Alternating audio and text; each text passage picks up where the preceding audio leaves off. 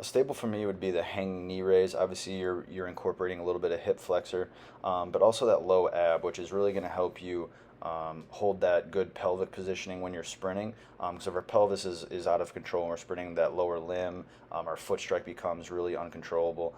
So that's super important. From there, I usually move on to some sort of plank variation. Here, I'm going with the opposite lift and hold.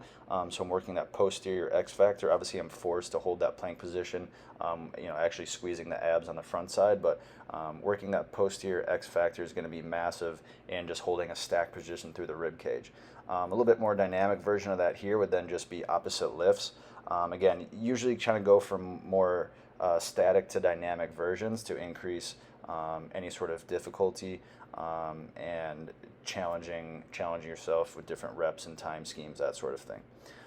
And then the flip side of that would then be the anterior X factor. So still holding that plank position, but now I'm bringing that knee to the elbow underneath instead of lifting from the backside. So this more mimics the sprint position, a little bit of crossover towards the center line. A big key to this one is making sure the hips stay down so that we're not getting into more of a pike position.